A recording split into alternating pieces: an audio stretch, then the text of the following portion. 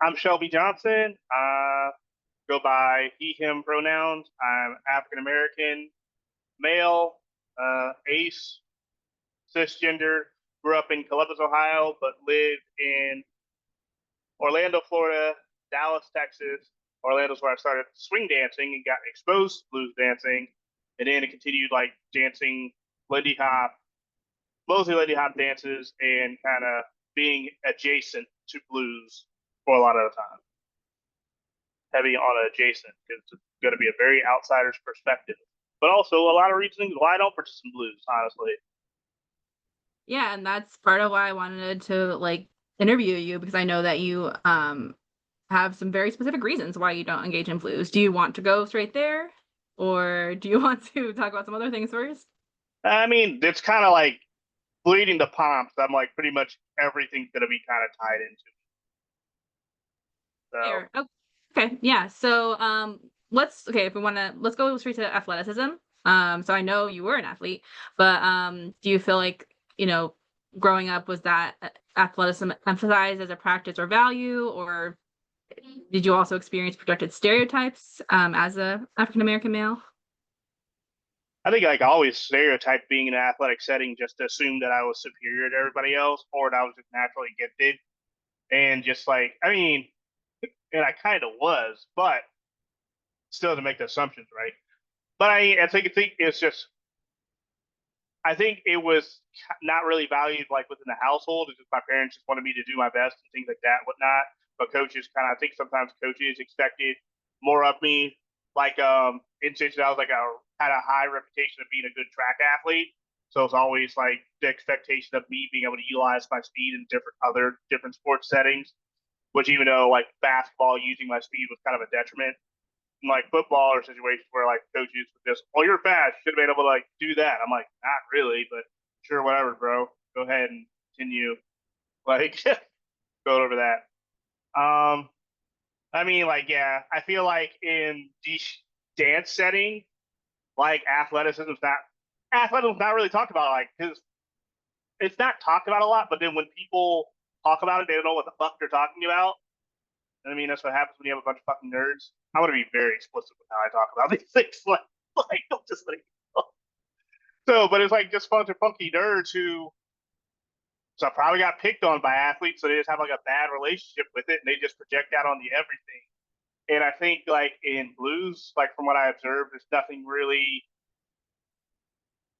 in a way. It's not really nothing. There's not an avenue to be able to express athleticism. I think in a way how most people would think about it. I think Lindy Hop there is, but still kind of people kind of like judge it harshly in a way, like because being somebody who's like being able to do flash sets and stuff wasn't really valued because I think there's like some inferiority complex. Most people not being athletes are going to like really emphasize technique and things like that. So I don't think it's something in dance spaces, the particular dance spaces that we both like are very adjacent to. Athleticism is not really valued or really spoken of at all because once again, people don't really understand it or really have a positive view of it. Right, and that's ironic because they Lindy Hop is a very athletic dance and blues has an athletic stance. So, Mm-hmm. have you had the opportunity to I mean, I don't know how active you are in teaching right now, but I know you do teach. Have you had the opportunity to kind of layer that in, like athleticism as a value for dancing? I haven't. I think I talk about how like there's an athletic bent to Lindy Hop that makes it, I think, very much different from other partner dances, especially like partner dances in like the American context. But I mean, I think probably the closest thing that's kind of get embraced like me. I think since 2022, I've been doing fitness classes catered towards dancers at Beantown Dance Camp. So I think that's the only way where it's really like kind of utilized. I think people kind of acknowledging the athletic perspective of dance a little bit more with like more emphasis on body care and things like that and people treating themselves more like athletes, especially folks who are doing it more professionally. So it's like, I mean, with the pandemic, I mean, going online, like online coaching and coaching via Zoom. I wasn't training very many dancers beforehand, but like my clientele being dancers skyrocketed with me going online and making a digital product because people realize, oh, I should probably like train to prevent injuries or how to be able to recover from injury and things like that. So I think that's a way. Like I think from a kind of like I think like a knowledge and education standpoint, people acknowledge athleticism in a way, but I still don't think really it's acknowledged in the dance from an artistic standpoint. Got you. Okay, so not, yeah, not more like a functional than as an artistic. Okay, Yeah. got it. So I'm gonna go into like um I'm gonna skip down to breaking at the Summer Olympics. Do you have anything you'd like to say about that? Didn't watch any of it. Okay, fair didn't enough. watch it. Well, didn't watch any of it because I don't think there's a space for it in the Olympics. I mean, I feel that way about skateboarding, and it's interesting. Actually, it's interesting that you actually asked me this point because it was the pardon me while I check my phone. It's like it's not a message. It's like I got to look up who the interview was from one of my favorite podcasts. Do, do, do, do.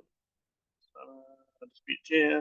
Like the yeah, the pivot podcast like Ryan Clark, Fred Taylor and Channing Crowder, they interviewed like Nyjah Hudson, who's a skateboarder, and Nyjah talks about a lot about the Summer Olympics and things like that. He's like, yeah, it's kind of cool that it was part of the Olympics, but that's not part of skating culture. That's not an aspect of it. And like I was like, oh, Nyjah, like I need to find a clip of it. Like Nyjah, you like hit it on the head. Of why I don't like breaking being a part of the Olympics? Because yeah, in a thing competition wise, you can fit it in there, but it's like, but culturally they do not mix like culturally. Because I think like the Olympics is very whitewashed, very pristine. Which I mean, Pierre de Coubertin did what he did, like wants to bring the world together, but it's from a very like hegemonic hegemonic perspective and like really was like something when he's like getting like hegemonic like views that's not gonna really a lot of like blackness into it. So like breaking you kind of have to sterilize a lot, and then you had like some country in Europe wearing a do rag that just looked corny as all hell. And that's like, oh dear God. And then you had like people like from different countries like wearing like cosplaying like blackness and brownness, like just black hip hop culture and Chicano culture and things like that. I'm like, it's the whole ass mess, man. Yeah, I didn't like it. I didn't watch any of it because I knew I was going to hate all of it. There's a reason I spent like months telling people the only thing I cared about was track and field, and that's all I watched from beginning to end. Yeah, no, but I like what you said about cultural fit. Because I don't really have a prompt about competition, but that is something that I know is an element of Black American culture is like kind of maybe sharpening each other through competition or encouraging each other. So I don't know if you want to speak a little bit more to that. Now the funny thing about it, though, I kind of like and for people who don't know, Pierre de Coubertin is the father of the modern Olympic Games. He resurrected by thinking about like late 1800s. He's a Frenchman. What the hell does he know about blackness? But one thing that do kind of set this, I'm like laughing about it because it's like two things I never really like thought. I did a lot of study of like Olympic history in undergrad. It kind of continued into grad school, but is that bringing the world together through competition and sharpening together and bringing fellowship is an aspect of the Olympic spirit. I don't know exactly how they phrase it, but like TLDR aspect of it is. And that aligns with Black dance. So in a way, in that way, if people would have emphasized that, which a lot of arguments I had, like discussions I had with people don't have the knowledge of the Olympic Games history to be able to bring that point. Like if people would have said that, like, oh well, this is the deal of like of the Olympic Games. So this is why I feel bringing points. I would have conceded that point because those two aspects kind of fit. But that's it.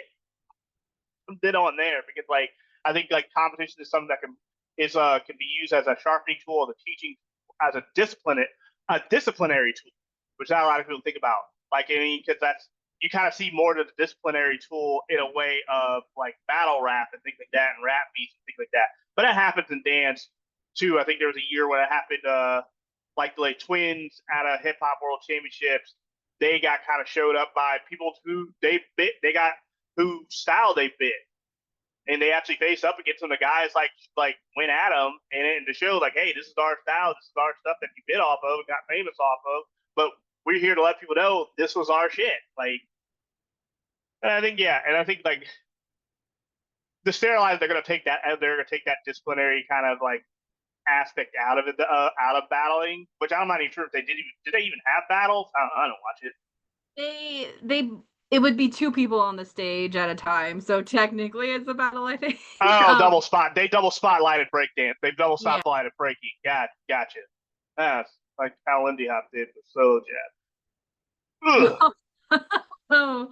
At least Blues tries to do cutting contests. I haven't seen a good one yet.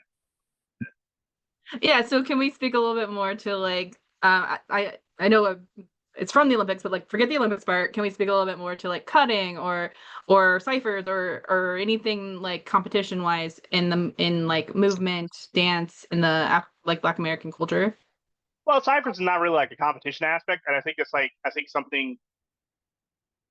I think from like the blues coming from a blues and Lindy Hop standpoint, we're only going to think of Cypress as a means of competition. Like really, Cypress with a means of fellowship. Like it's funny. I was talking to my friend Lauren Alvarez. We talk a lot about like we know each other through swing dancing, but like we talk a lot. Like she has like phenomenal music taste, and she's one of the few people I know through swing who actually keeps up with more contemporary music, like pop music and things like that. So like anytime I teach college kids, I tell them like, hey, what's popular right now that the youngins are listening to that I can play for a warm up that they'll think is like, oh, this guy knows. And like she keeps, but we were talking about like kind of how like there's aspects of like clubbing culture that like swing dancing doesn't incorporate. And I gotta think like it ties to blues as well. Because I both use blues dancers for the same thing. It's that no reason why it seems so encapsulated. They can partake in like clubbing culture, but without necessarily feeling endangered by black people or ghetto ness and all that other bullshit that they kind of attribute to things. Hey, but they're engaging in like you're still dancing in close proximity with a bunch of people you don't know in a sweaty environment with low lighting. Just everyone's Yeah. touch star. Yeah. That's true in the club as well. Never mind. Yeah, but I guess the difference is that at a social dance, a partner dance, you are expecting to partner up, whereas at a club, you may be like making physical contact, but it's not, it's in You don't even different see ways. the other person's face sometimes. Right. Yeah. It's awkward as hell. That's why I cipher, which kind of gets me around. Like, yeah, but ciphering is more like just like because like since we doing solo dances, that was the way we interact with people. And like there's times I think it was like the Yucatan, the old club is probably not even around anymore. They had good nights, and that's like I think I have moments where it's like I would try and do something, and I didn't like do it that well. And the dude kind of popped in and did it. He's like, "Oh, that's how it's done. Like try using doing this a little bit more." And I've had so many teaching and learning moments and teaching moments in ciphers, though it's in a battle kind of setting, like we're battling each other, but it was like also in good fun, and that's how he. I mean, I literally in college, it was a I can't remember the name of the club, but like there was a club that I would go to once I was old enough, and I would just go there and dance battle people in the back right hand corner of the gym. Like everybody else would be around like trying to find somebody to take home for the night, and me, I'm like dance battling with the 35 people week in and week out. Well, hey, see you next time. Like it's kind of like the whole. I think it's the old Barry Melodies cartoon with the sheepdog and the wolf, where they're literally clocking in and clocking out, being adversaries with each other. Like they had that time where they're trying to like the wolf's trying to get the sheep, and the sheepdog's protecting the flock, and they're like, "Oh, see you later, Flank," and then walk out. That's literally how. That's literally what ciphering is. Okay. So it's like for this time, we are in, we're adversaries, maybe, but like, it's all good fun. It's all part of the I think that's what gets missed in competition and like Lindy Hop and blues is like it's all good fun. Like I think some people take a little too serious. Yeah, people take it a little too serious, but also when you put, I think how the scenes format competition and talk about competition, it's like that creates the problem. And that's where when malice comes in, I think malice coming into a competition is very rare when it's somebody who's been like out of pocket. And that's why I think it's like something, it's something that's not allowed. That's kind of programmed in. It's like if someone's being a little shit in a cipher, you have somebody like, show them up and get them out of there. or things like that. But it's like never know. It's just like community where we're feeding and we're learning off each other and we're inspiring each other and everything like that. It's not said because I think that's one thing that like issue with Lindy Hop and Blues is like, oh, we're inspiring each other. Like, are we? Because we keep having to talk about it. And I don't think it's happening.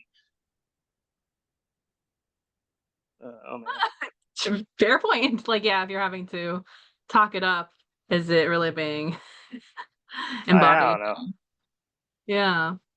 Um, okay. And so just real quick, so hip hop, how like did you grow up dancing hip hop or and you want to speak to that a little bit? Man, I grew up battling kids on the blacktop at recess. from from preschool all the way through high school. I was in dance battles in some way, shape, or form.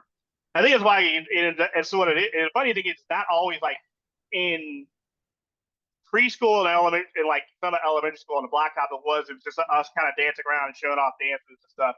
In middle school, like what it became, it was like, oh, Shelby's a really good dancer. Anytime there was a new kid in school who could dance, like, oh, well, you got to go dance against Shelby. Like, Shelby, you got to dance battle this guy. And I was just like, I don't want to, but I did, and I won every time just about. So I did something right, and that lasted throughout high school.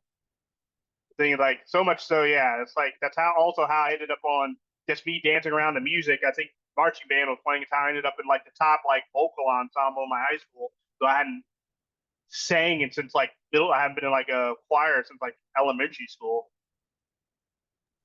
Yes, people are just like noticing. They're like putting the emphasis on you too. Uh battle these guys. That's funny. Yeah. So I'm gonna go. Okay, let's go with tokenization. Oh God, No, should no, we? we can Wait? go there. Okay. It's just like I was looking at this prompt. I'm like, oh man, this could be a lot of loaded shit. I'm gonna say in this interview. Yeah, yeah. Because well, the thing is that it's. I feel like a lot of people. So part of why I'm doing this is because the blue scene is very white, right? And so it's like there needs some call out need to be happening here, like not always realizing the ramifications of. Well, call outs that aren't just Kenny and Damon, Right. I am which also gets to interviewing our them. tokenization. Like, Yeah, I am interviewing them as well, but yeah, I'm trying to have a broader, yeah, like there's people who don't even participate in the blue scene because of some of the shit that has gone down. So yeah, yeah, can we speak a little bit on the tokenization? well, the tokenization is weird because sometimes it's like, and it's funny, mentioning Kenny and like Damon. I mean, I love Kenny. Damon and I we've clashed, and it's kind of like that. Kind of makes we're very different. We're very different, and it kind of makes being friends with him difficult. And if he sees this and finds that some like, then he should understand from our interactions why I feel that way. Like I'm not gonna explain it here, just like, but I think it's like there's kind of like a the tokenization I think comes from both sides. I'm going to blame everyone. I'm going to blame the white people and the black people involved, kind of in a way, even though it's not so much the black people's fault. Where I think people too often lean into the talented fifth. I think it's talented tenth or talented fifth. Part by W.B. Du Bois, where you feel like you have like very exceptional black people gain notoriety in a white space, and then they're able to bring other black people up. Later in his life, he's like, "Oh, that was dumb, my bad," and kind of recanted the thing. A lot of people don't acknowledge the recanting of it, and I think that's what it's like. Inadvertently, that's what people do. Is like, "Oh, we have like these black people that we listen to, but we're only going to listen to these black people. They only speak to us in a particular way." And it's like that's when the tokenization kind of when you kind of have influence over time, but at the same time, it's just like that's like it just becomes a cultural norm. And I think it's like people don't want to value variety of black thought.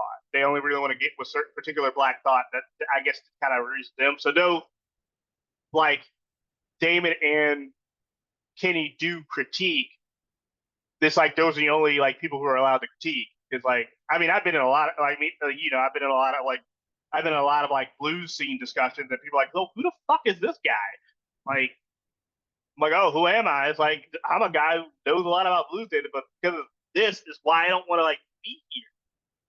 And I think like on that with the tokenization, I think since people because of having Damon in such a significant spot, and plus having Kenny in a significant spot, I'm not saying it's not their fault. They're just doing what they're doing.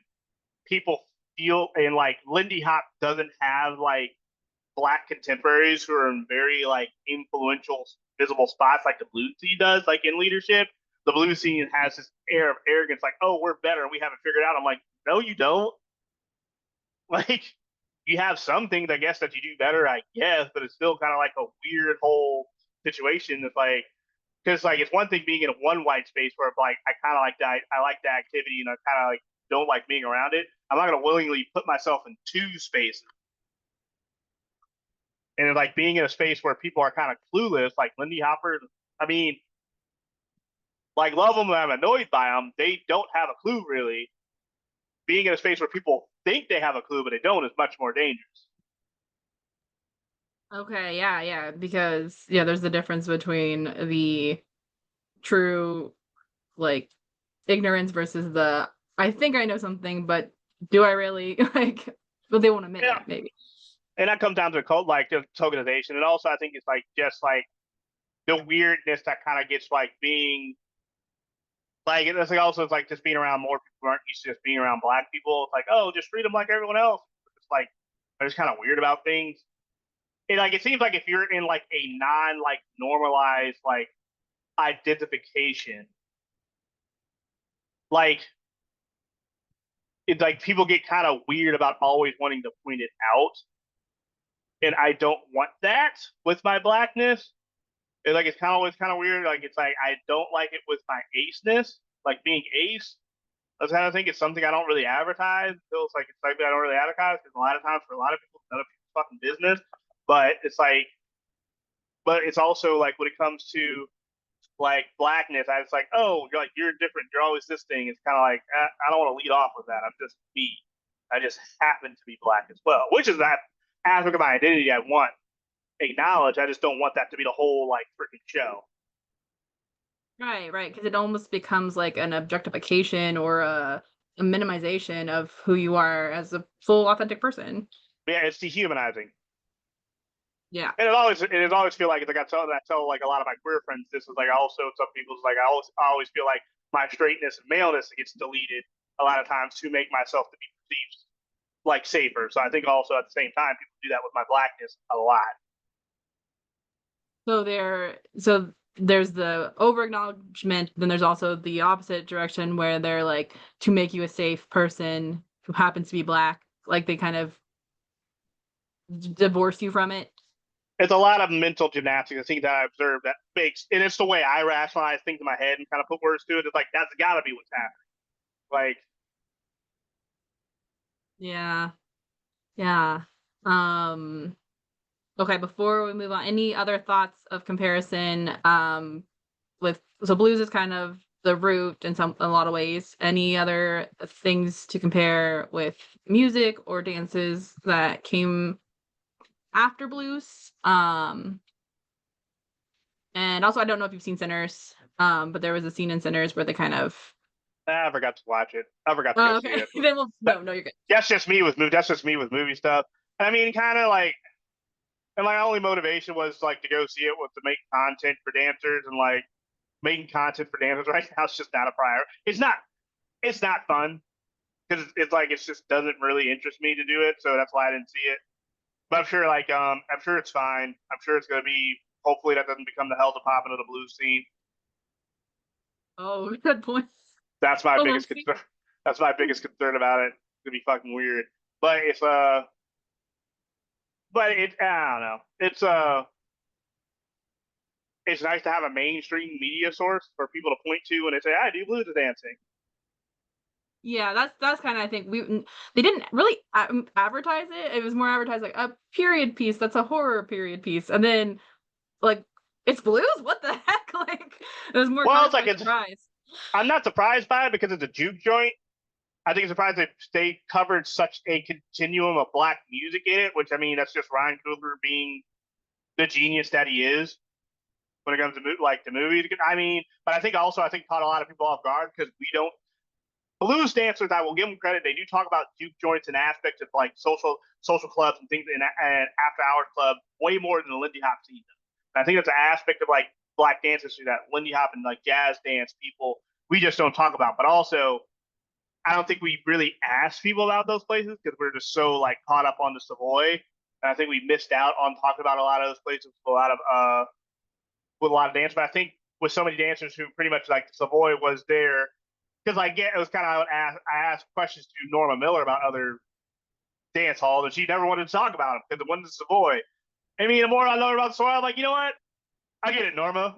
Like, why the fuck do I want to learn about the Rennie? Like, we weren't there. We only danced there until we were old enough to dance at the Void, and that's all we went to. And like a place like New York, you're not going to have like juke joints after that. We haven't really talked to any dancers who predominantly dance in like more southern place, in like more rural cities.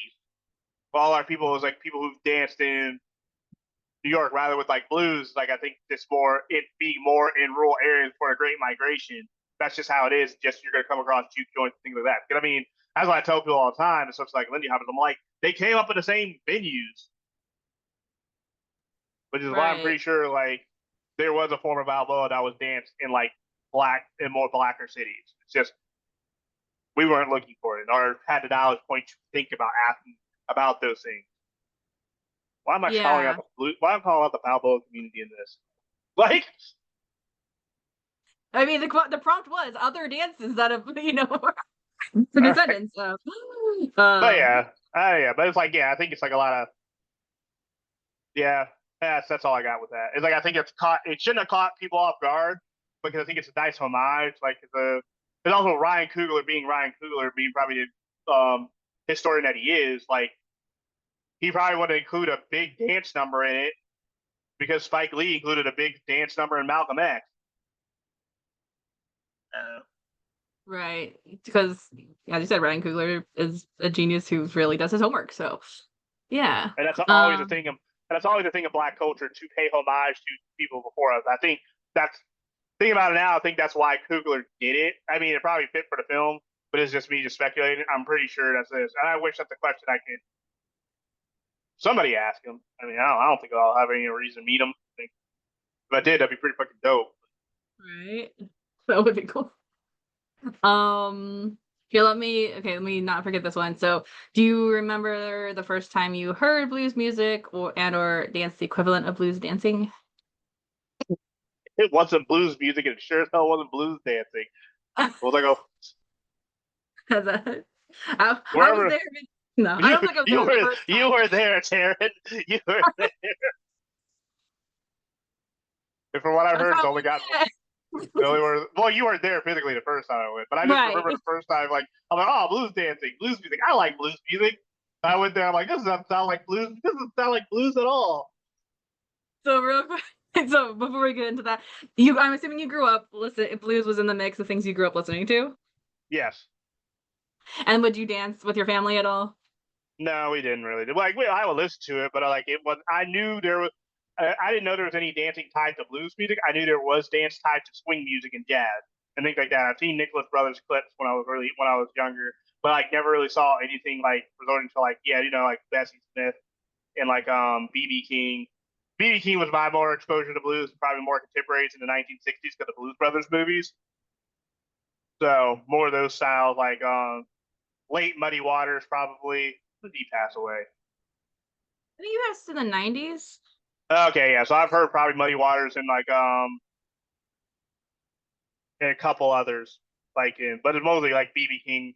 There's a weird period of time where BB King and like Ray Charles had like very mainstream popularity as a child, so that was my exposure to like blues music and things like that. But I like listen to things probably like Bessie Smith, probably exposed to Bessie Smith and by my parents, but there wasn't any dancing that occurred. I was not like the other black dancers who dance with their grandma and grandparents in the living room because my granddads were dead and my grandmother could not walk. Gotcha. Okay. Yeah. Okay. But So my then, yeah. but my Go. claimed grandparents did dance with my claimed grandmother, Grandma Glasscore, did dance with Jesse Owens. Oh, the Yeah, track. Yeah, Jesse they O. went to Yeah. they both graduated from Ohio State at the same time, and she told me verbatim, Jesse, oh, he was such a lovely dancer. I'm like, well, that Oh, was a that's flex, Grandma Glasgow. yeah, flexing. Love it. Yeah, okay. So you grew up listening to it, so you're like blues music, and then you go to a blues dance and you're like, the What the heck. hell is this? I was perplexed, very perplexed. And then that started my beef with Fusion. Yeah, and that's come up in the other interviews I've had where it's like because it's very the mid 2010s, this mix of what is blues, what is fusion, like because people are Like using that's the how, wrong terms. yeah. So probably what I was experiencing those two first was like more Fusion, but also I just think like people in that was just a weird time on Orlando. There's like a lot of fights between like what kind of music to play and because of Hideout, people wanted to dance like Lindy Hop, the top 40s and more modern music. And then I think blues already just danced to more modern music with just being acoustic, terrible, like mediocre acoustic covers of good, actual good songs. Unless there's very specific DJs who actually like DJ. But most of the time, since like the blues dance started after the Lindy Hop dance, I didn't really go. So Yeah. I Did don't think I you really I don't think I really experienced like blues music and good blue's dancing in the blues dance scene setting until whatever Blues Bliss was in Orlando. Yeah, that's I met you at Blues Bliss, yeah. And I think it was 2012. But yeah, so so a quick question, did you experience Slow Lindy in the blues for like when you were going to the blues in Orlando? No, Was nobody it was really swinging out. okay? Is there There it's would be some interesting. nights there if certain DJs did, but I think they kind of did that to troll like people and just piss people off. Like where they would play some stuff that like you could swing out to, but it's like it wasn't really a lot. Okay. Got you. So yeah, let's transition then into the cultural legacy being crucial to authentically engaging in blues. Um, expectations of blues scene standards, how you should behave. Are they upholding or undermining Black American cultural standards? No,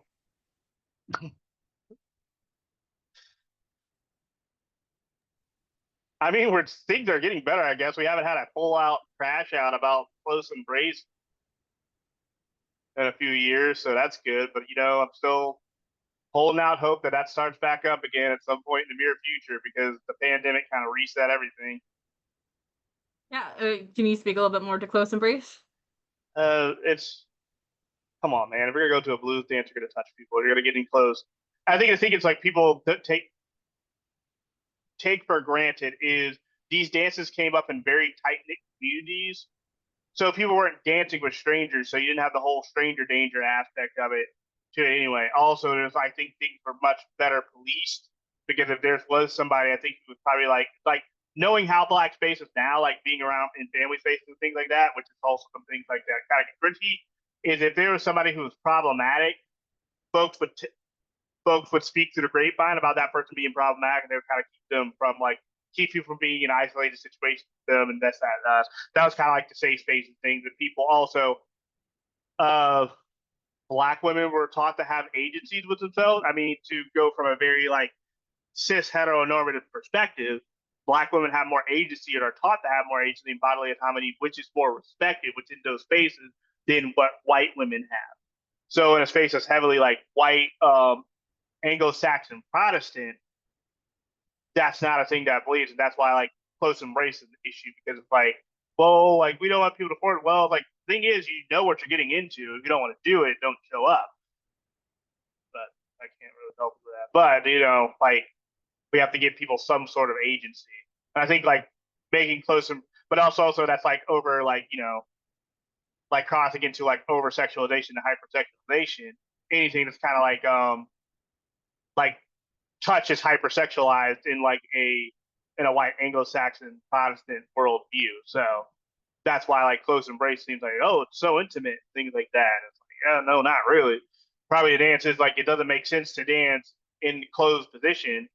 Like if you think about it from an artistic perspective and a movement perspective, if you just kind of like dance to like blues music and how it is in like just a basic closed position, it just doesn't make sense. But then you think about the size of juke joints and after hour spaces and rent parties where there's a bunch of people in a small space.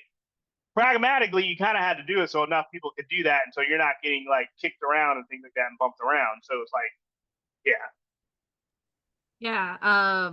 Since you mentioned it real quick, like I believe you've talked before about because close embrace, it is a true value, like, or it's a true element of the blues, but because people, especially this white Anglo-Saxon Protestant hypersexualization, that you've unfortunately experienced some negative interactions as a black man when you've gone to blues spaces. ugh. Well, fusion spaces. The blues space Uh, doesn't fine. It was advertised as a blues space, so that's like where that's my gripe because typically it's only like yeah. Because I mean, and it also comes down to how like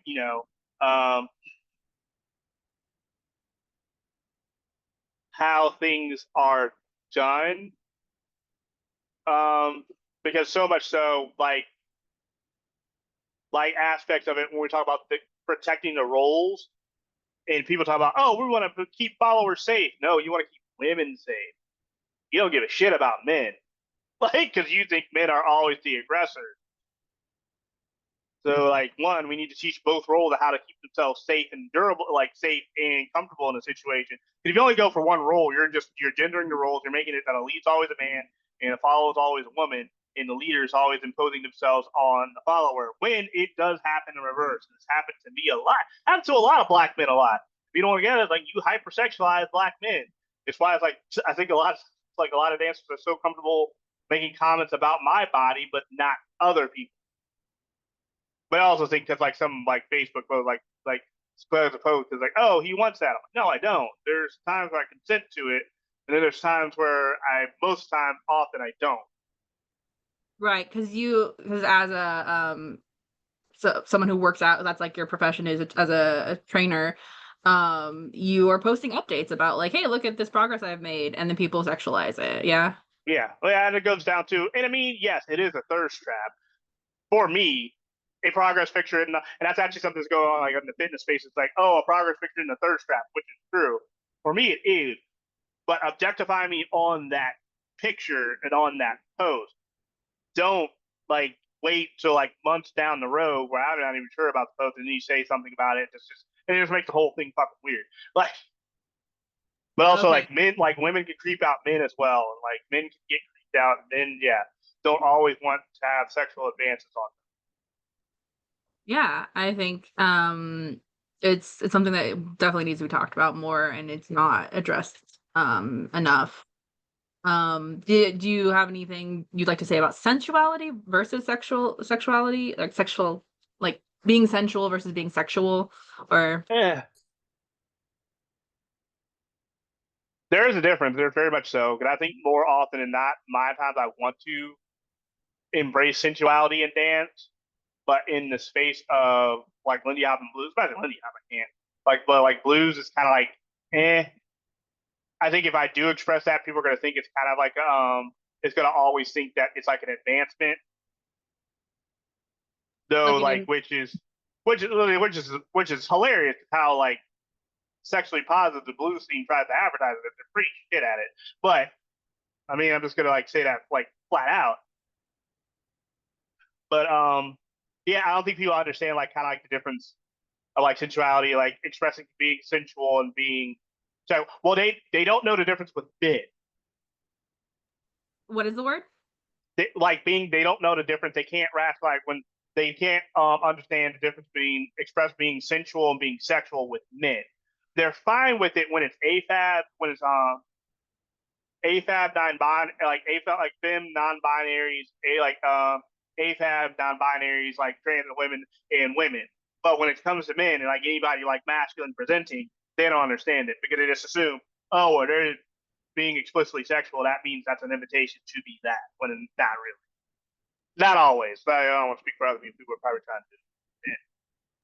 Yeah, but it's conflated. That's a good point. It's conflated. So like because there's this stereotype of like men only think about one thing, that like the femme leaning people can get, quote unquote, get away with it, or it's permissible. But then the Yeah, second a mask male, they try that it's interpreted as an invitation, interpreted as, oh, yeah, sexual, and overtures or whatever. That's a good point. yeah. And a Um, lot of things also gets misinterpreted, like interactions, especially if you're black, like the black and mass presenting. Is things like things are sexual advances or not. But I think that yeah, kind of goes into like matriarchy and things like that. It's like there doesn't exist. I yeah. don't I know was what the gonna. fuck it is. I don't know what the fuck it So is. It's white women and white like femmes, but it's not any black women really directing anything. Because I can't think of a major black woman voice or even a black femme voice that has any like really say in things in the blues scene. yeah, I'd say like Jen Delk is she's coming back in, but like that wasn't really the role she took. Um, when she was helping organize, and now I don't know if that's the role she wants or not. I don't think Um, she wants it. I think she would have embraced it if she wanted it. right, true. She I met could. in Ren, Dave didn't embrace Ren's input. No one took in Ren's input because Ren tried to be that, and people didn't yeah, listen to him. yeah. Ren is someone I've reached out to interview, so hopefully I can interview both Jen and Ren and get their So, perspective, right? because like But so I don't yeah, like, so yeah, if people use matriarchy, I'm like, no, that's not in the room. Like, yeah, so you're not seeing matriarchy in blue spaces, but matriarchy, would you say, is a element of Black American culture? oh yeah, it is. Like women have much more respect and are. And I think what people get wrong, and this gets twisted now in this like totally in this gender world war filled war of ours, is that people think matriarchy, like people that patriarchy, men are exclusively in control, which that's actually what it is, and blah blah blah, yada yada yada. Matriarchy, on the other hand, the rules are set within partnership with men and all the other genders of a space combined. It's just more time. There is a woman who has the last word. Usually, it's the eldest woman that has it. But everybody else kind of has like its say on how things get ran and done. It's kind of a weird kind of committee kind of dynamic that happens within familial spaces, but it's always the oldest woman who has like the main say to it, and people in the last say on. But also at the same time, it's like a situation in which uh within the space like that, things can get discussed and adjusted on the fly with certain rules and things like that. So like younger people can discuss because it's not just like elders making rules and rules by that. I mean, some black spaces probably like that, but the ones I've been in, younger people could speak up for themselves, like as long as they're respectful and there's room for that. Like so within matriarchy, there's a lot more balance, which is like why more people need to read womanist theory because it's more well-rounded. It's more well-rounded and pragmatic than feminism. Like blue scene doesn't have matriarchy; they just have white feminism. And then Yeah, like they take opinions from like two black guys, and that's pretty much it. no lies. Um, I like, yeah, and I'm not saying I'm right. This is just what I see from an outsider's perspective. it's not. Dude, That's the I would thing. say, People. yeah, That's what I say. People like it's like people are watching this. It's like I'm not saying I'm right. This is just what I observe. right. So it's like, okay, so that is a factor. Like, that's how it comes off. And why is that? Why, where, yeah. So this is good. Yeah. I might see if Mhm. when I'm able to do Jen and Ren, maybe like, hopefully we can go deeper, and say like, what, from your perspective, like, why do you think this is? Yeah. So I guess the last thing I wanted from this, kind of that section is, you're talking about, yeah, like lead follow, that if you're genderizing the roles, you may be able to speak this more from like a Lindy Hop perspective, but do you feel like it's more white culture that has genderized the roles, and that in practice maybe lead and follow weren't so gendered? Complicated.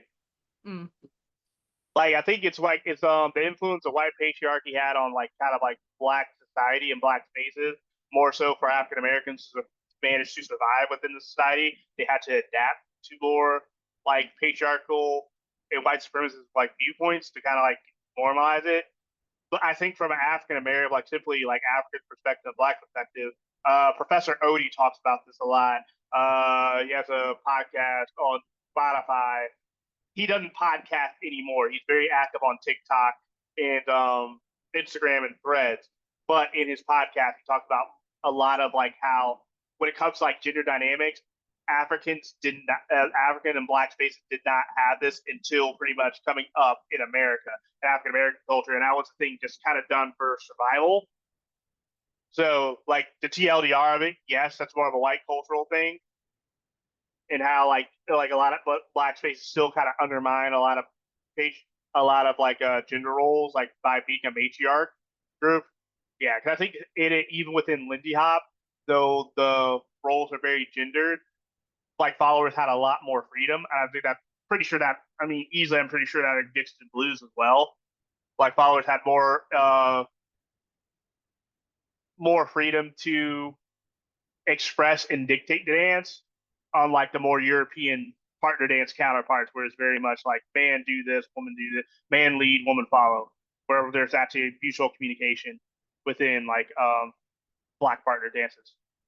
Which is kind of weird seeing now how more like urban ballroom dances, like now it's kind of very much like kind of fits more to European. Same for like I don't really see as much except for some examples of like Chicago step in, hand dance for a little bit I've seen, but yeah, that's a whole little thing.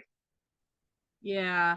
I'm making a comment real quick, just as I'm probably later. I'm gonna probably confirm with you. You mentioned the podcast about skateboarding at the Olympics, and then now you've just mentioned this professor. I'm probably gonna try probably link them in the description of that YouTube because these sound fascinating. So I'm just making that note so that I will remember after we're done later. Yeah, Yeah. So okay, so we could go either to nostalgia or go to code switching. Which way you want to go? nostalgia. Okay, let's go with nostalgia. Code So switching, the old hack. I talk about that all the time. I I know would you think about do, but I that. need it on record, sir. But yeah, let's do nostalgia as in yeah. So the nostalgia. nostalgia. Mm, I mean, the only nostalgia I think for me gravitating for like Lindy Hop was like for swing dancing was I played these songs in high school.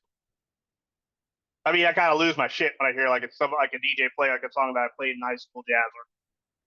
That's really the only nostalgia that really kind of exists for me. Now I think there are like dancers and like do crave nostalgia of like what dancing was like in the early 2000s when stuff was less political, but it's also it's like it was just a bunch of white people in overly baggy jeans groping each other. Like, none of us want that shit again. Like, or yeah. man, like if the race didn't matter, I'm like I don't want you just groping me, man. Like, Yeah, that's something that I mention in my honors college draft. That we'll see if it pulls forward. Is the we just want to have fun? Why is everybody like stuck in the past, or why is everybody making such a big deal? I'm assuming that you encountered that. This like we just want to have fun. Like yeah, I it's the think I good kind of old like days. I think I'll just only even acknowledge it because it's such like a stupid argument. But I think what it is when people talk about nostalgia, what it is, I think, but people they're like over what is it? Fantasizing the past of being simpler times when really they were more complicated times than they are now because a lot of the problems were much more normalized and ingrained with our society. There's no really keep up with it. Like I don't know. So that's the only thing I think with nostalgia is like that whole like romanticization of the past. That's what it is. And so people kind of want to have some piece of that when really it's like, look, like once again, like I think it was like on record, one of the white Lindy Hoppers dated a white woman. If that would have gotten found out, the Savoy Ballroom would have been burnt to the ground, like in the Ah, 30s. so he was dating a white woman, but it wasn't. It was There more was like someone a I can't remember. I can't remember what member it was, but it's like I remember in Frankie's biography, he talked about Whitey knowing and Whitey being very nervous about that. yeah, fair And enough. so I mean, yeah, like people, yeah, I see and that people actually get very is. nostalgic for that. Oh, sorry. I was just gonna say you didn't watch Sinners, but that's actually a plot point in Sinners where it's like a white passing person is like threatened, like that's an element of like, dude, you could like blow this all for us, like people thinking. a white woman is Yeah. dating a black man. Oh, I'm sure many juke joints got burned down because of that. Yeah. And so, and some people don't think about, well, it's so cool, they're so yeah, because they were just living life in a society that hated them. That's why they were revolutionaries. But yeah, that's all I really got on nostalgia. I'm not really sure how much nostalgia you can have for a time you didn't live in. Yeah, I think you're spot on with the romanticization, fantasization of simplifying something that's not true. Um, I, I think some aspect of nostalgia, I think people want to think they're doing something edgy. But once again, that kind of goes back to like, oh, why people participate in blues and Lindy Hop to begin with, is like they want to do club culture because that's too edgy and too dangerous for them. But they can do this thing because it's a bit more safer because it's in a white populace. It's more around their viewpoints and cultural views. yeah, I'd say maybe it's edgy and like oh, I'm cool, I'm doing something different, but it's like glamorous different, and that makes me, feel Yeah. cool and yeah. So that's yeah, I kind of with the code switching, we have it kind of also loops back into those prompts at the top with the appropriation of like this wanting the coolness factor without caring about the inspiration or values, centering Mm-hmm. self. Um, we've got the like modern version of blackface, black scents, blackfishing, Mm-hmm. mimicking blackness. I don't so like that's not that's not code switching, right? That's a mimicry. Um, That's a it's like mimicry. Like for you to be able to code switch, people actually have to have like master the language that they're code switching to, and and no one's really like mastered like AAVE, which is funny because how many like language styles we have, people can't even understand like basic sentences in AAVE, which potentially pissed me off. But it's like also they can't even though to understand the complexity the language has from a linguistic standpoint, but you just feel like, oh, it just sounds like bad English. No, it's a very complex thing, and all words are made up. So language is made up. So it's like I don't know why you so hold fast certain rules. yeah. As a sociologist, everything's made up, and so it's the projected value system that's really and the power dynamics that's really making things acceptable or not, Pretty or much. legitimate. Yeah. So yeah, for code switching, I guess so that's the thing. Like part of why I bring it up is like Gray kind of speaks about code switching as in not necessarily specifically linguistic, but like culturally. I don't know if you have any thoughts Ah, on that. yes. Oh yeah, I can't be. I have to be have to talk quieter. You know how pain in the ass it is to be hard of hearing. You have to speak quieter in a volume that you can't hear all the time. And then if you get too loud, people get scared and think you're being aggressive, though you're expressing joy. You know how annoying that is. Yeah, I Absurd. imagine. Absurdly. Culturally, yeah, it's like the fact is like I pretty much had to regress from like not really touching many people or allowing people to touch me because it's just weird that the social rules on that is just kind of weird. Like when it comes to hugging and things like that, it's like, yeah, it's just a lot of stuff. Yeah. So and like yeah, you just mentioned too that you mentioned like you're already hard of hearing, you are hard of hearing, and yet these dance venues are very loud. Um, and then yet you are being policed for how you're engaging like with trying to have conversations. Well, in Yeah, a that's non-dance space, yeah, well, just being a white space at the time, there's an acceptable volume level that you have, but also it just comes down to internalized racism. Black man gets loud, they're threatening. White woman be loud is fine. yeah. Yeah. And White like man's loud, it's scary, but we're gonna tolerate it and let him be loud. We're too scared to police him. right. Yeah. Have you so okay, so yeah, that's your like the general experience of being out in the world of like a white dominant world. Have you like so I guess it would be like microaggressive or maybe straight out um racist of like have you had these experiences at dances where people are trying to control your behavior or like Oh man, like the number of times people give me shit for turning down multiple dances in a row. I mean, that's like, yeah, I've always had people trying to control my behavior. Freaking annoying. Right. Yeah, so like the yeah, I think there's some sort of this is something I came up with. I talked to Erica Brown, she's a musician from Denver, and she was talking about the perception of politeness and like Yes. um so I was like, oh, that's a very good point of like, because I was saying like, I would love to see more, and not as a like mockery, but as a genuine expression of like verbal encouragement.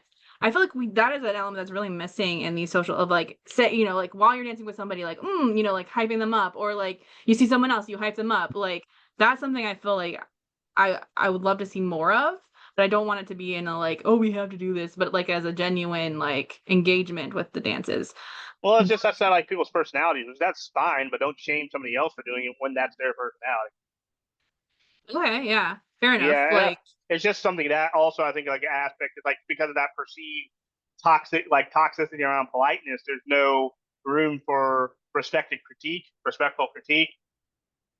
Like if there's something that goes out, you have to speak positively of it. You can't speak negatively on it. There's like so many performances. I think there's so many things like people who become prominent off dancing, though their dancing's not really good, but because people feel like you can only compliment things. My crush said my Caesar chicken wrap looked great. She wouldn't eat it. Anyways, totally got distracted. no, you're good. Uh, Um, so yeah, so there's no room for critique. There's we can't hype people unless it's a very like I mean it's weird. I think my friend Rashawn Hogan, we would go to events, we would lose our head. Like we saw stuff that was super cool. We're like, oh yeah, we just lose it. And he was just like, what the hell's wrong with you? And I'm like, look at them, like, what the hell's wrong with you? Like that was dope. yeah. I think yeah, that's the thing. I'm like, yeah, I definitely don't want to shame anybody into like, oh, shame people into like, oh, why aren't you doing this? But it's like, I don't know if they realize that they can't. I think that's kind of the thing. I'm like, do you realize that like People need it's permission okay? to do it, and I think like if they allow, there's people. Well, I mean, people they let people do it. I mean, Zach Brass does it all the time, but I think it's like, I mean, it's make me think of like freaking shenanigans, like gag in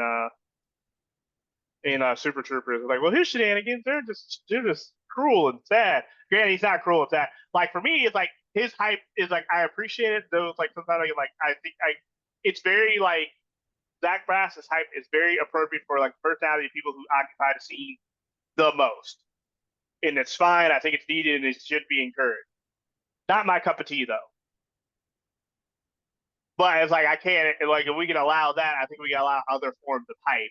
As it is, people allow it for a very specific thing. But the thing is, I can't appreciate about Zach Braff's personality, he's genuinely being himself, and that's genuinely who he is. Like he's just on 11 all the time. Yeah, I guess okay, yeah, that's a great point. I think the genuine, I think that was that's something I wonder how much people are and that kind of ties in with the nostalgia. I think like people are like play like I'm trying to think like playing pretend or like playing dress up or playing like oh I can step into this for this Yeah, 3 hour period and then I um step out of it. Um but people need to be bringing more like engaging and in their genuine selves, I think is maybe I, something. I think it's very hard for white people because a lot of times, maybe not so much. I think it's kind of relatable, but I think that's why we have the fetishization between like white women and black men sometimes. Um, is because they're how we exist in spaces are kind of similar in the fact that kind of white women kind of understanding being method actors more so than like with in identifying with black men. With that's where that's weird dynamic comes from because like mostly white people don't like white men aren't capable like because they never have to method act usually. There's not places where they're like typically shamed unless they're in a predominantly women's space or a queer space, which rarely ever happens. They're mostly going to be told to leave rather than assimilate, but they're just incapable of like because they're like society to demand them. So I think it's like a lot of people like they don't have that ability because they didn't have to learn it growing up. To me as a child, I had to learn. I was pretty much like code switching all that jazz, all the survival technique were demonstrated to me by parents and family. Whereas white women, they kind of have that similar experience with that, like so, which I don't know why they get so adversarial with black women. The whole thing doesn't make sense to me. But it's like because they should be like because uh, Right. that's Intersexual, like, there should be more, there but should be there, I more think, intersectionality, but like there should be more camaraderie with black women and white women than white women and black men. Uh, uh, now the more I think about that, like the less I'm like, oh, that makes well, I think, annoying. yeah, I think you hit on the point of like how, the code switching, the method acting, the I have to behave a certain way, to not piss off the white man. And I think maybe this speaks to the matriarchal, like, I'm sure there's probably black women who do, but like because the culture is more of like, hey, you have a say, you have a voice, then they're like, oh hell no, like I'm not Yeah, gonna put up with that.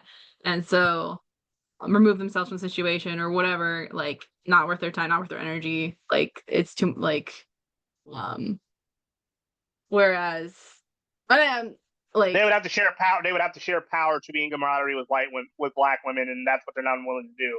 They can be yeah. they can be in community with black men and not really have to subvert any social power or things like Yeah, that's kind of what I've like in studying intersectionality. That's I would say, yeah, that seems to be the key there.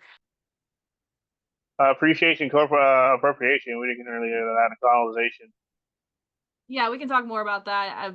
Like, yeah, specifically how any thoughts on, yeah, how to appreciate Yeah, I versus think we appropriate. did kind of. I mean, we Yeah, did kind of. I mean, because you said it like this is something that the conclusion that I came to in the first, like, that honors college first draft is like, if you don't want to do the dance, based on everything I was researching, was like, if you don't want to do the dance, then don't do it. Like, if you're not going to engage with it the way it is danced, then go away. yeah. Appreciation comes from a point of now. It comes from a position of knowledge and willing to bring in and gain more knowledge. To do something blindly, then it's like it's for you to appropriate it and think that it's actually original. Yeah. So I guess And because you said for Lindy Hop, it feels a little bit more that they're just not aware. Um. I don't think So blues dancers are aware either. yeah. They're just they're unwilling to admit it because of the arrogance so earlier. Because they listen to Damon and they listen to Kenny, kind of. They pick what they want to hear. They pick what they want to hear. Yeah. Because I know Damon kind of goes on about that and things. I'm sure Kenny does as well.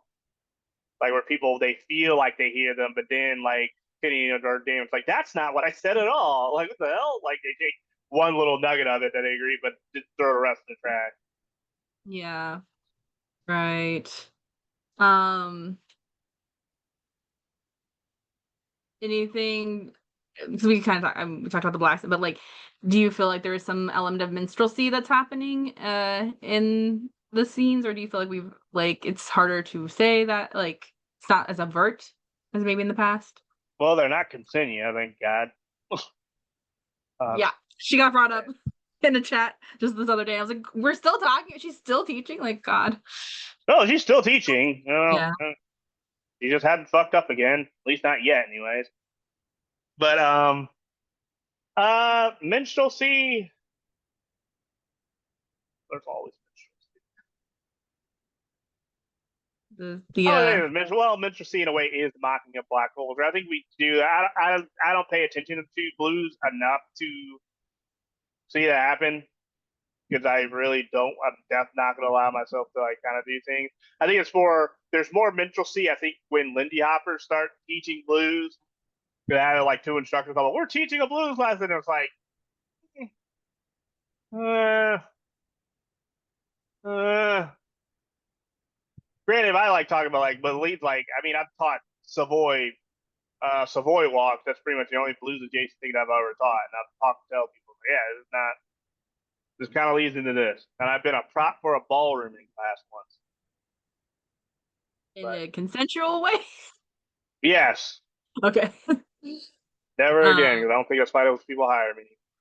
It's the okay. only class. That was the one class the organizers watched us teach, and I like didn't give anything. I'm like Yoda who self exiled himself to Dagobah, and I just like teach random Padawans that happen to stumble upon my little hut. Um, I People can appreciate this. Yeah, people can DM me and pay me for my time. They have beef with whatever I said. there you go. I will willingly explain myself. that's a, Yeah, that's a funny thing with me. The difference between me and other dancers that have hot takes is I can defend them. yeah. I know that like we only scratched the surface, I would say, because of the time and just the breadth of things covered. But yeah, I always appreciate when you're like making your status post or I mean there was that whole I can't remember the exact name, but there was that whole Facebook group that got shut down. I think you were you on the board Safety dance. I was the yeah. one who orchestrated the entire crazy ass plan that got that whole thing like that whole got that whole thing archived and never brought back. It's the greatest achievement I've had in the Lindy Hop scene. I What intentionally got it archived because I knew they would not get it archived back. Like I knew people wouldn't remember to come back to it. I'm like, true that like it's my to this finest day. work. And they, But may it was rest that in may it rest in peace. Well, not in peace, actually. may it be left to the forgotten realms. May it just be left to the forgotten realm. Was Now, if the only we can beef? do that with Prohibition Lindy Hop. No. I'm shadow banned for Prohibition Lindy Hop memes because I've harassed one of the creators of the group for like a week straight on like literally like Cyber's kind of stalked him. Anytime he like commented on a post, they'll like take the racist group down and blah blah blah. Like literally, I earned the ban, like legitimately. Like I harassed the person, and they don't even approve my post. If I comment or something, they don't approve my comments. Like I put in the work for that. I mean, I'll Um, take it. I mean, it's smart on them. They'll let me do that. Like, just yeah. literally Um, openly harass like one of your people and admit to it. yeah. For safety dance, was that the involvement was that specifically about like the preferencing of queer voices over black voices? Was that the or do I don't know what the catalyst, man. There's a lot of trash going on in that group, and just like yeah. I really like, all right, we need to end this. And I became a moderator and somehow initiated a harebrained plan that surprisingly worked exactly how I was hoping it would. So I'm like, never gonna be able to pull that off again. Yeah. I don't know, Fair maybe I enough. could, but people actually know I'm like crazy as a fox more at like this point to do things like that. So they'll probably just listen to the first place, I think, rather than go through all the difficulties. Yeah. Yeah. Alrighty. Um, cool. Like, thank you again for your time. And yeah, thank you. Like, I was realizing, like, you're probably the person I've known the longest, in the scene, who I'm interviewing. Oh wow, So yeah, I'm because old. Yeah. well, I started dancing in 20, like blues dancing in 2012, and then that was the year Blues Bliss happened. So then I met you. And so I don't think I've anyone else I would have been meeting after. Yeah, so that's just like wow, time. What is time? Um, but yeah, that's I appreciate like you helped me like have a very good like grounded sense I think of like as I continued in the scene like I always I'd say like me I don't know credit like I'm crediting you now for helping me like Oh, have a grounded like perspective of how to engage and how to like that there's more like this is not so simple like we don't have to make it complicated but there are layers going on here like there's layers, and I think like the people who understand the stuff and you probably talk like you try to talk calmly about it because there are like a bunch of dumb people who there's a lot of like goes into it. That's why it's like I always when I take perspective things, I always try to like this is where I got this from. And when it comes to gender politics, Professor Odie's going to give like he's literally somebody. Him and Dr. Rachel Martin are two people who get into like gender politics. There are two people I talk to. They're both psychiatrists. They're both very educated. And they talk about it from a very black perspective, and also like Dr. Rachel Martin talks about like Dr. Rachel like just being a black woman and existing and how that is and all that jazz. Like how do she's you also spell on TikTok. okay. Professor, is it Odie? Obi? Is it what ODI. ODI? Okay. And then you also mentioned the Olympic. Like I Pivot know podcast. pivot. That's what it was. Okay. Uh, If I have any trouble finding them, then I will reach out to you. But just now reach that out to me. I can get you the link to it. It'll be much faster. okay, will do then. Yeah. Thank you for like all the knowledge drop, the real talk, and No I really problem. I appreciate. don't dance with these people. I don't have to keep it. I don't have to keep it PZ unless I gotta focus. And for some reason, when I gotta focus, I hang out with all blues dancers. That's pretty funny, actually. Uh, Ironic, honestly, considering I like my dancing game up. Alrighty, then I will talk to you another time. Thank you so much again, and see you on the interwebs, maybe in See person you on the someday. interwebs. Okay, bye. Bye.